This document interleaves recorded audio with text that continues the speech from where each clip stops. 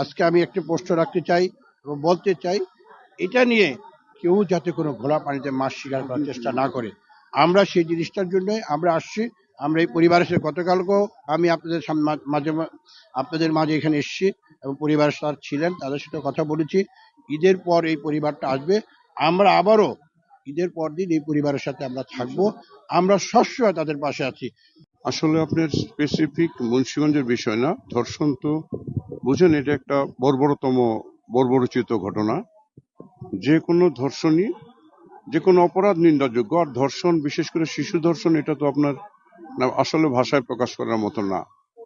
তা আমি শুধু বলবো, শুধু মুন্সিগঞ্জের দিক দিয়ে না, সমগ্র দেশে এইরকম ঘটনার আমরা তীব্র নিন্দা জানাই এবং ভবিষ্যতে যাতে না ঘটে অবশ্যই আমাদের সরকার এ ব্যাপারে পদক্ষেপ নেবেন। আমি মনে করি এটা আমাদের সামাজিক দায়িত্ব, আমরা সবাই মিলে সচেতন হব।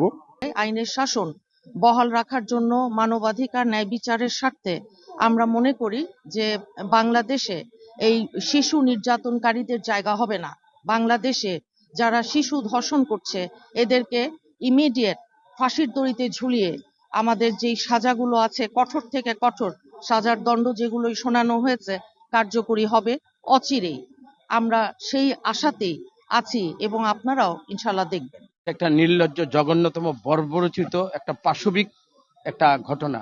এটার জন্য জাতি আমরা অনুতপ্ত।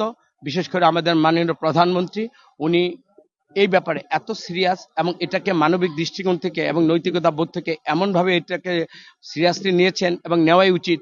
উনি সাথে সাথে পরিবারের কাছে ছুটে গিয়েছেন এবং আমরা যারা স্থানীয় নেতৃবৃন্দ, যেহেতু এখানে কবরস্থ হয়েছে, আমরা এখানে এই যে আমাদের সরকারের শফু, আমাদের মানু ভাই, আমাদের এই যে উপস্থিত আমাদের মহিলা এমপি মুন্নি ভাই সহ আমাদের যুবদল, ছাত্রদল, সমস্ত নেতৃবৃন্দ আমরা এখানে এসেছি। কেন? সেটা হলো যে আমরা এটার অতি দ্রুত, যেটা গভর্নমেন্ট মানে ইতিমধ্যে কিন্তু ঘোষণা দিয়েছে যে দ্রুততম সময়ের মধ্যে এটা একটা বিচার হবে। তো আমরা বিচারের ব্যাপারে এবং সার্বিক এই পরিবারের দায়িত্ব নিয়ে মাননীয় প্রধানমন্ত্রী সার্বিক একটা দেখভাল করছেন এবং আমাদেরকেও নির্দেশনা দিয়েছেন যে সার্বিকভাবে আমরা যেন এটার যেন সার্বক্ষণিক আমরা খেয়াল রাখি। সুতরাং আমরা সবসময় এই পরিবারের সাথে থাকব।